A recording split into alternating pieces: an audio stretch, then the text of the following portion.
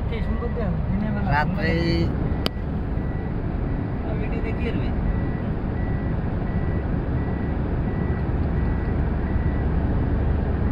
দিনের বেলা আসলে লাইট মাইট কিছু লাইটিং মাইটিং কিছু দেখা যাবে না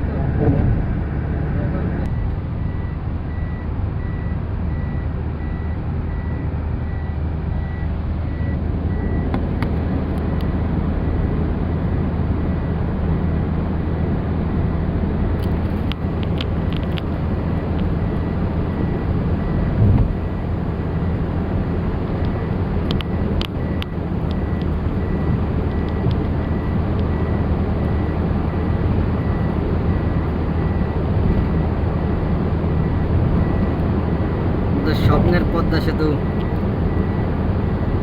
সত্যি কথা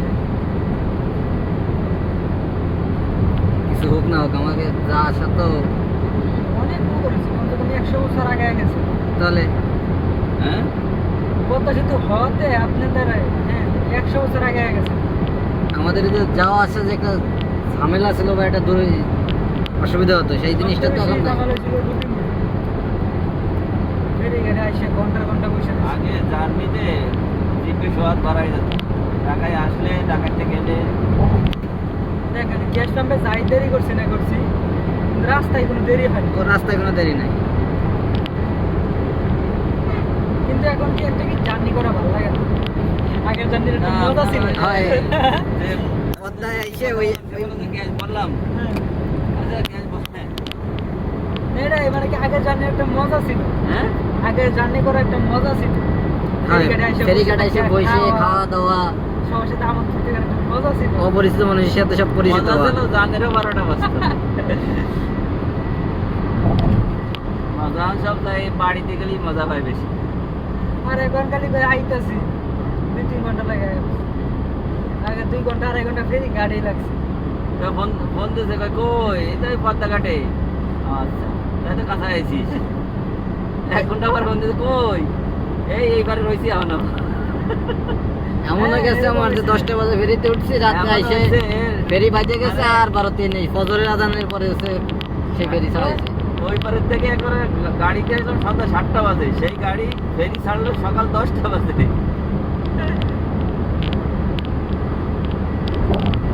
এরকম বহুত কাহিনী আছে আর একবার ফেরি ছাড়ছে এরকম দেরি করে কুয়াশার কারণে যেতে পারে না। ফেরির লাইন চলে গেছে আর একদিকে গেছে বালিতি বাইতে বালিশ্বরে বাইতে গেছে এরকম বহুত হয়েছে।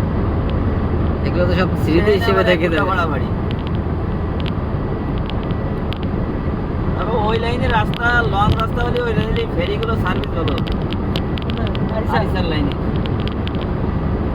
ছোট গাড়ির জন্য আলাদা ছোট গাড়ি আসলে কোনো কথা নেই সিরিয়াল ছাড়া হ্যাঁ যেমন যেমন উঠবো কোনো দেওয়ার বিষয় নেই